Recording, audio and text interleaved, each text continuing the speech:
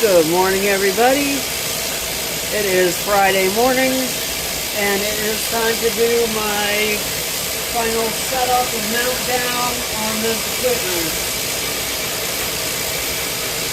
I do not have my plug strip yet for getting it plugged in, but I'm going to do everything else I can do today to get this equipment up and running. So one of the things I'm going to do right now is I'm just going to use the quick disconnect and just get this lamp on. There we go, there's the lamp. There's the plug. Easy. And you can just do the quick disconnect thing and rotate it so it's angled a little bit more towards that side. You can do it over so it's there at that angle. You can do it a little bit more and have it over there. But I think I'll keep it upright and just have it at that angle right there. So I can keep it through the central. And for right now, I'm just going to clip the zip tie on it. Get it plugged in, so I'll have a little bit extra light when I am doing up the screws and hose clamps and everything to get this set up. So there we go, there's the light, nice and bright. It's a nice can light. It has cast aluminum heat sinks and everything. You probably can't see, but I set up my water supply bucket, which already has the pump down in the bottom, not unwrapped yet. And then my drain bucket's going to be there towards the outside.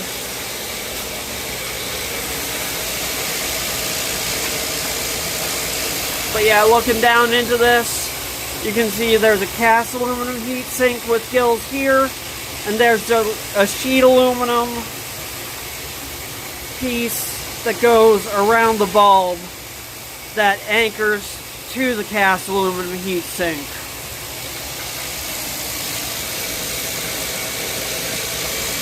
So there's that. I've got my trusty Ryobi drill here. This is the stone I'll be cutting when I do my first stone cut. You can see I've got it traced out to where I need to grind it down to. And this is moss agate. But that'll be coming up later.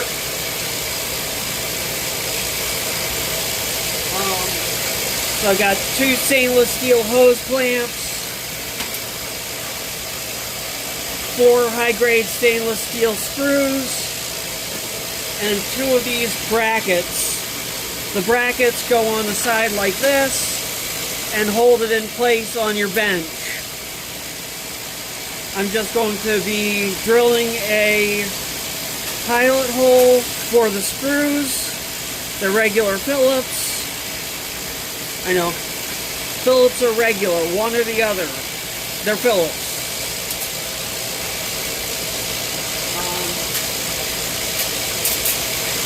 So there we go, there's those.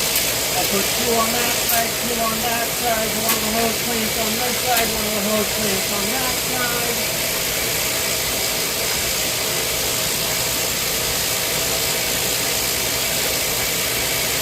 The longer piece of tubing will go on this side of the unit.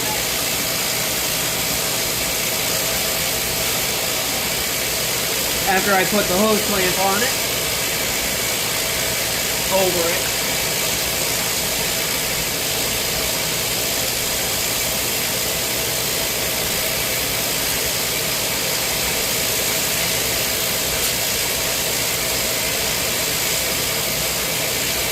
Just lift up slightly on the equipment and it goes right over the edge.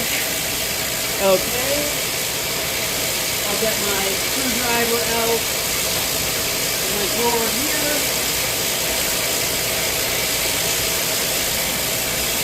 To tighten those down with.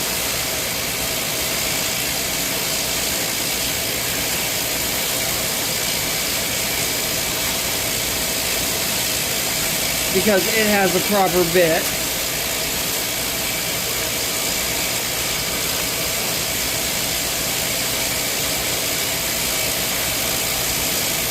And there we go. So that's right back there. You can see it through right here.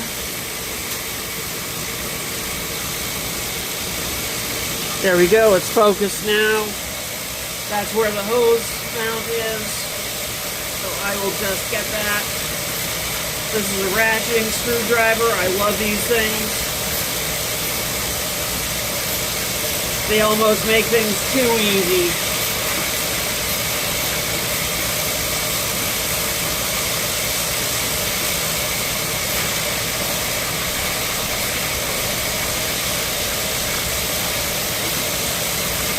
If there was such a thing. So there we go, that one's mounted in place, that drain line.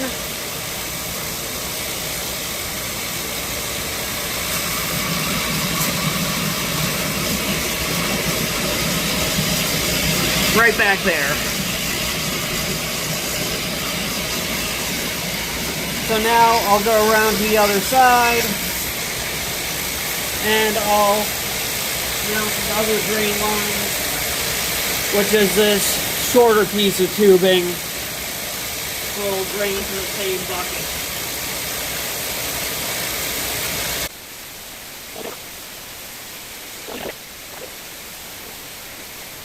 There we go. The hose clamps are clamped down on the drain line.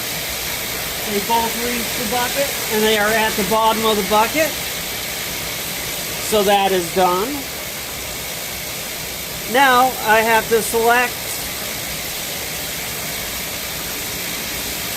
Yes, I apologize. I'm a Ryobi person. A drill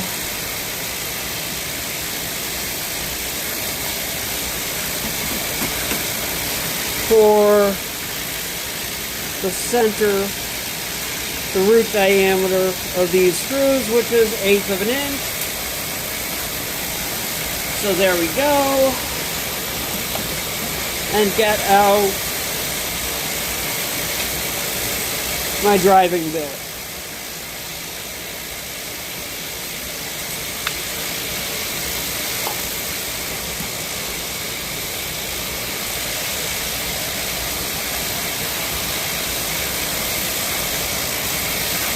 I'm going to drill these holes for these right at the very front, so I'm just going to push this bracket all the way against the front because these brackets are basically to keep this unit, when you're working on it, from going backwards. Drill right through the plastic sheeting on my bench.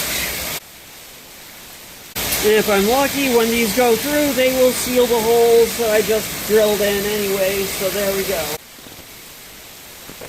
I am switching to a screwdriver because the drill is slightly chewing up the screws, because I do not have an extension on my drill.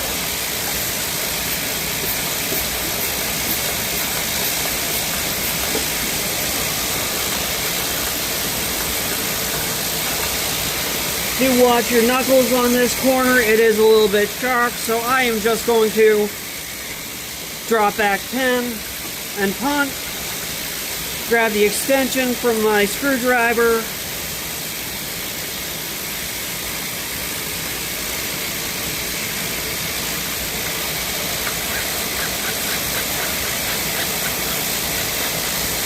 and save any bloody knuckles.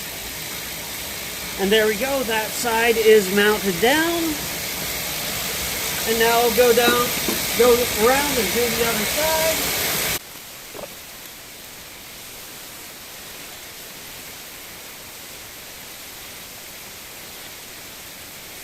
Now the last thing to do is to hook up the water pump.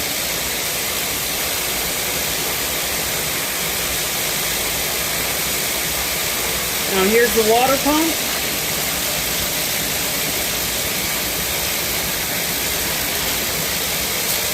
It just sits on its little rubber feet at the bottom of the tank. This is the water intake.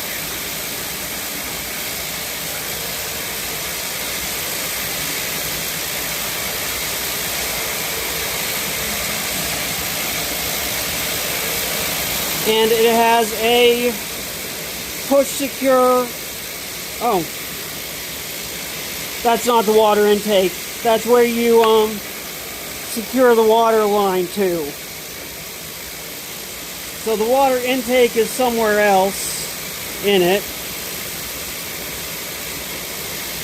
I don't know exactly where. But that's where the water comes out of. So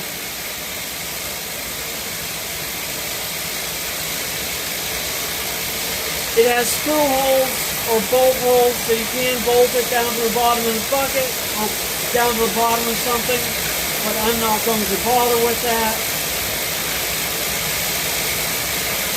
I'm just going to set it on its feet at the bottom of the bucket.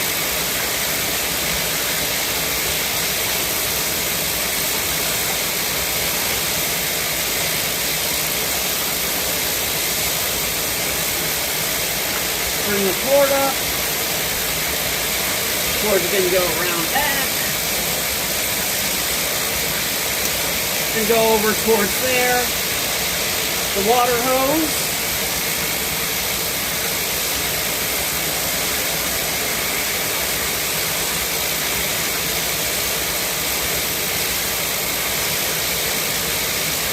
Connects to this Y junction here. Just push it together to the barb, push it right all the way up to bump up to the stop, and it's all connected. Now I'll go get some water in the bucket and we will test it out.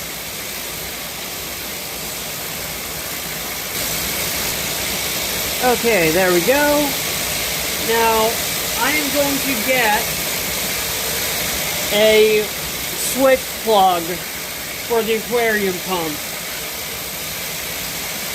Since there is already a switch on the cab unit and a switch on the light, I can just shut those on, turn those on and off by way of their switches.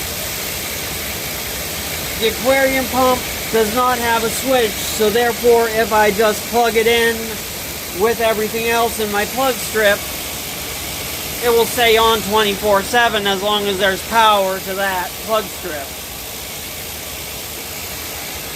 And this is it running.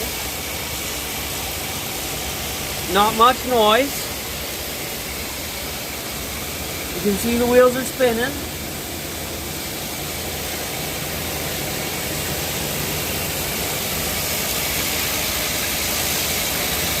So I'm going to plug in the aquarium pump. All the valves are shut.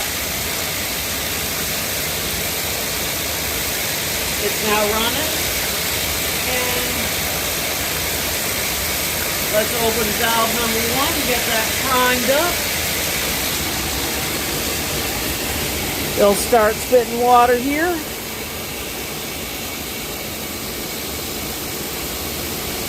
Now that one's primed. Wheels wet.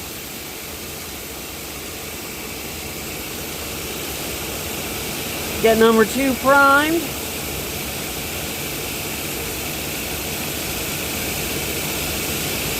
Yep, it's that spitting water, it's wet.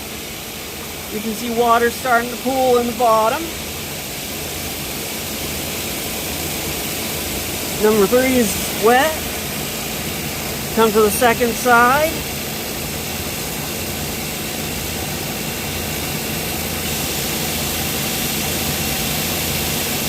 It's spitting water.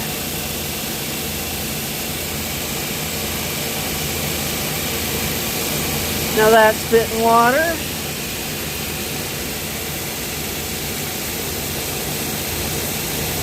And that's spitting water. Now, in addition to the 6 wheels, it also has an end pad. This one's primed with aluminum oxide on the side. And this one, I believe, is a 320 for doing flats on this side.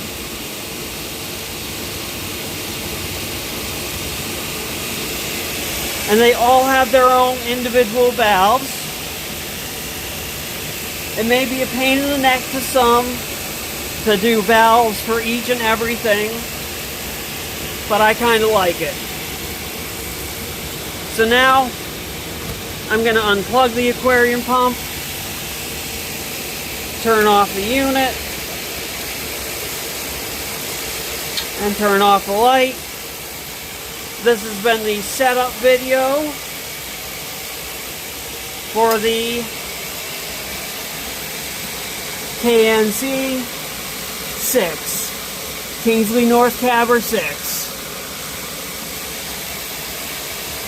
One of the things I really like about this unit is it has these felt strips that keep the water from splashing you. It has these ones here, which I believe are for cleaning the wheel.